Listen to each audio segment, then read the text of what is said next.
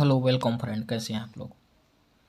आज दोस्तों हम लोग राष्ट्रीय आय के बारे में पढ़ेंगे। चूँकि ये राष्ट्रीय आय से चैप्टर से जो है कि एग्ज़ाम में बहुत सारे सवाल आते हैं, तो हम लोग उसका आज जो है कि विस्तार से चर्चा करेंगे कि राष्ट्रीय आय कैसे निकाली जाती है और राष्ट्रीय आय क्या है। तो दोस्तों देरी न करते हुए आइए हम लोग चलते हैं राष्ट्रीय आय की क्लास में।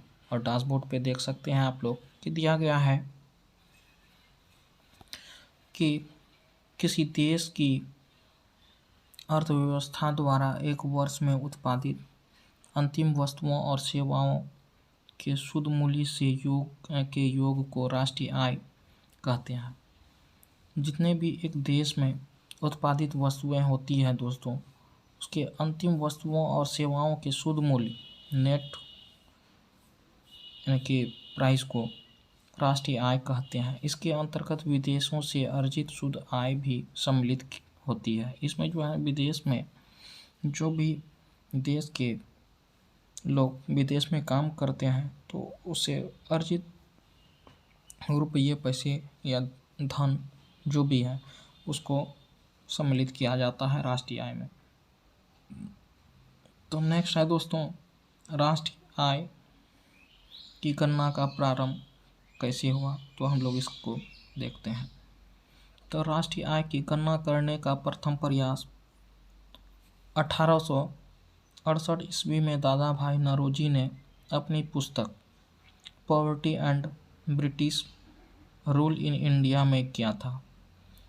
इसमें उन्होंने 20 रुपया प्रति आय का अनुमान लगाया था। तो इस तरह से क्वेश्चन बनता है दोस्तों कि राष्ट्रीय आय का अनुमान किसने लगाया था। तो यहाँ पे दिया गया है कि दादा भाई नौरोजी ने। दादा भाई नौरोजी ने कब राष्ट्रीय आय की गणना का प्रयास किया, तो इसका ऑप्शन बहुत सारा रहेगा, उसमें 1867 रहेगा। तो आप लोग 1867 ही लगाएंगे। और भी एक क्वेश्चन बनता है दोस्तों कि दादा भाई नौरोजी का कौन सा बुक है, तो उन्होंने कौन सा पुस्तक लिखा, तो poverty and un British rule in India, इस तरह से लिखा। तो आप लोग टिक करेंगे। और इस तरह का भी सवाल रहता है कि दादा भाई नौरोजी ने प्रति व्यक्ति आय कितने रुपया आंका, तो उसमें 20 रुपया, 10 रुपया, 5 रुपया, 30 रुपया। तो जो परफेक्ट आंसर होगा 20 रुपया प्रति व्यक्ति आय अनुमान लगाया था। इस तरह से क्वेश्चन सवाल बनता है दोस्तों। तो इस तरह से हम लोग आगे बढ़ते हैं।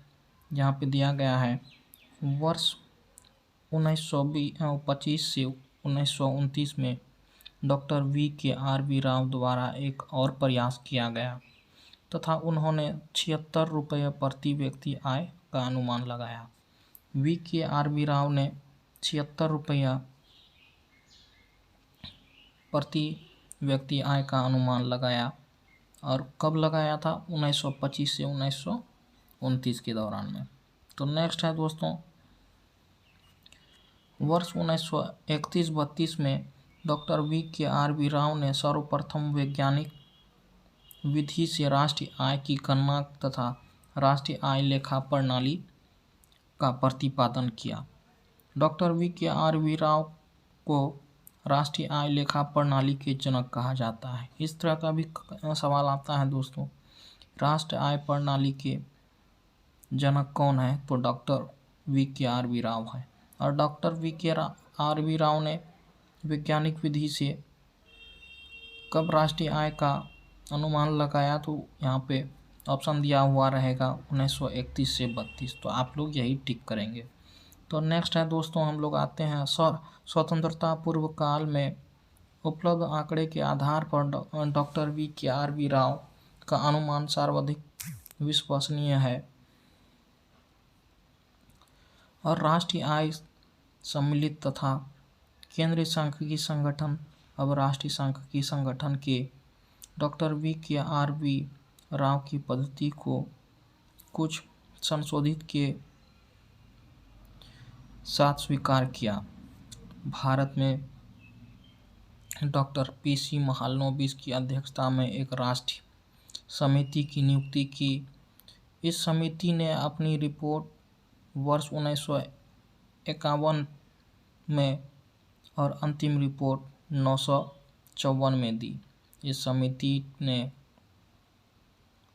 8,650 रुपया राष्ट्रीय आय तथा 246.50 रुपया जो है कि प्रति व्यक्ति आय का अनुमान लगाया था।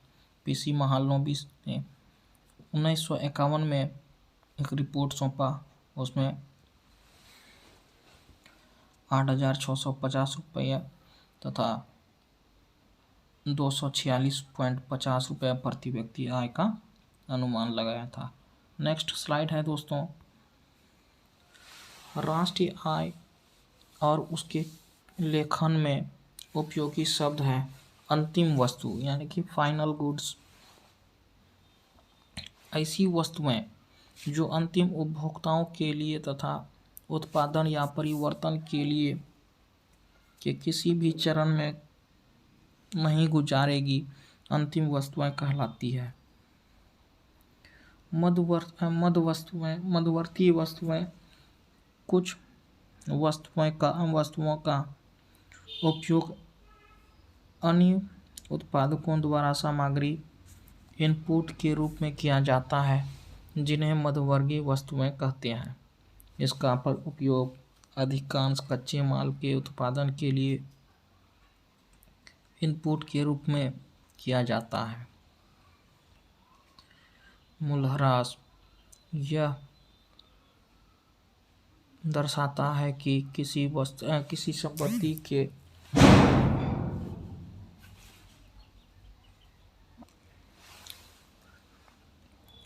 नेक्स्ट है दोस्तों मूल्यह्रास। यह दर्शाता है कि किसी संपत्ति के मूल्य का कितना उपयोग किया गया है। मूल्यह्रास प्रायः पूंजीगत व्यवस्थाओं की टूट-फूट के लिए वार्षिक भत्ता है। बाजार मूल्य यह वास्तविक लेन देन मूल्य को संदर्भित करता है। बाजार मूल्य में उत्पादन शुल्क, वेट, सेवा कर, सीमा शुल्क तथा सरकारी सब्सिडी जैसी अप्रत्यक्ष कर सम्मिलित है। नेक्स्ट है दोस्तों साधन लागत का अर्थ है किसी वस्तु या सेवा के उत्पादन में उपभोग या उपयोग किए गए उत्पादन में सभी कारकों की कुल लागत। इसमें सरकारी अनुदान और सब्सिडी शामिल है। क्रय शक्ति क्षमता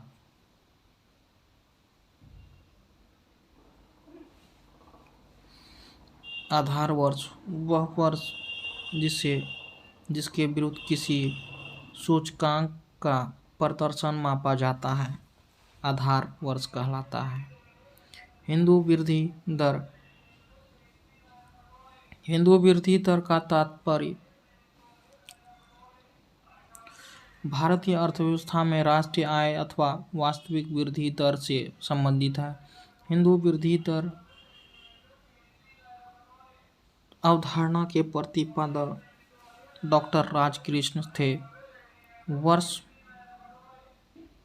1991 में अपनाए गए उदारीकरण की नीति के पश्चात भारत इस वृद्धि दर से बाहर निकलने में सफल रहा। इस तरह से हम लोग का क्लास आज यहाँ तक ही करते हैं दोस्तों। नेक्स्ट वीडियो में हम फिर से इसका आगे का जो सेशन है उसके बारे में जैसे कि आप लोगों को बताते हैं। राष्ट्रीय आय का लेखांकन क्या है, राष्ट्रीय आय से संबंधित अवधारणा है, बाजार कीमत पर सकल घरेलू उत्पाद का कितना योगदान है, साधन लागत पर सकल घरेलू उत्पादन का कितना योगदान है। इस तरह का हम वीडियो लेकर के आप लोगों के सामने